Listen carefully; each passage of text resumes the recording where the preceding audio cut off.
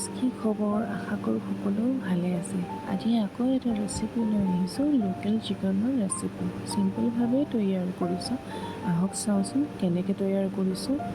পোনপ্ৰথমে মই কেৰাহী এখন গৰম কৰি তাত আধা কাপমান মিঠাতেল দি লৈছোঁ।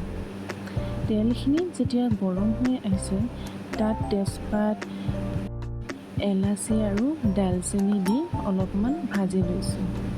তাৰপিছত একেৰাহে পিঁয়াজ দুটা কাটি লৈ তাত ৰঙচুৱাকৈ ভাজিবলৈ দি দিছোঁ। পিঁয়াজখিনি লাৰি লাৰি মিডিয়াম জুইত ৰঙচুৱাকৈ ভাজি ল'লোঁ। তাৰপিছত তাত 1 টেবুল স্পুন আদা নহৰুৰ পেষ্ট দি আকৌ আদা নহৰুৰ পেষ্টখিনি পিঁয়াজৰ সৈতে ভালকৈ ভাজি লৈছোঁ, যাতে আদা নহৰুৰ কেঁচা গোন্ধখিনি গুচি যায়। পিছে গাইজ, লোকেল চিকেন খাই কোনে কোনে ভাল পায় কমেণ্টত জনাব। আৰু মোৰ ভিডিঅ'টো যদি আপোনালোকৰ ভাল লাগে লাইক, কমেণ্ট আৰু শ্বেয়াৰ কৰিব।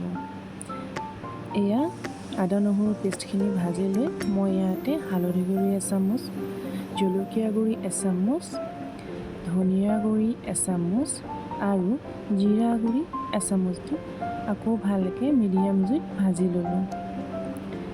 অলপমান ইয়াত পানী দি ল'ম। এতিয়া পানী দিলে তলত লাগি নাযায়। এয়া অকণমান পানী দিছোঁ, পানী দি আকৌ ভালকৈ এয়া ভাজি লৈছোঁ। ভাজোতে চাব কেৰাহীৰ পৰা তেলখিনি এৰি আহিব। এয়া চাওক, কেৰাহীৰ পৰা তেলখিনি এৰি আহিছে।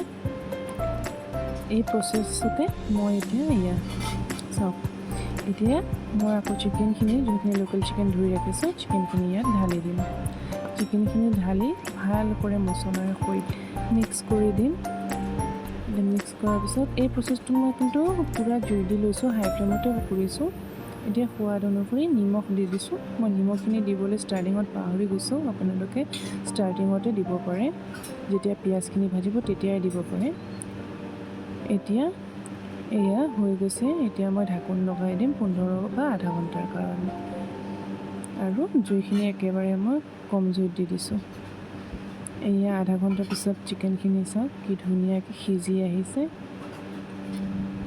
এয়া ধুনীয়াকৈ সিজি আহিছে। এতিয়া মই এচামুচ জালুকৰ গুড়িও দি দিছোঁ, অলপ জ্বলা ভাৱটোৰ কাৰণে। জালুকৰ গুড়ি দিলে লোকেল চিকেনৰ সোৱাদটো বৰ ভাল লাগে। জালুকৰ গুড়ি দি আকৌ অকণ পানী মই গ্ৰেভিৰ কাৰণে দি দিছোঁ আৰু ঢাকোন লগাই দিছোঁ 15 মিনিটৰ বাবে। 15 মিনিটৰ পিছত এই আছে চিকেনখিনি মোৰ হৈ গৈছে। ইয়াত মই আকৌ অকণমান পানী দি এটা বইল আহিবলৈ এৰি দিম। আৰু ইয়াতে অকণমান মই মিট মছলা দি লৈছোঁ আৰু ভালকৈ মিট মছলাখিনি চিকেনৰ সৈতে মিলাই লৈছোঁ। মই ইয়াতে এতিয়া ষ্টপ কৰি দিম। তো মোৰ ইমানখিনিয়ে জোলৰ দৰকাৰ। আপোনালোকে ইচ্ছা কৰিলে জোলখিনি আৰু শুকাই দিব পাৰে বা আৰু অকণ জোল ৰাখিব পাৰে। বছ, মোৰ চিকেন ৰেডি।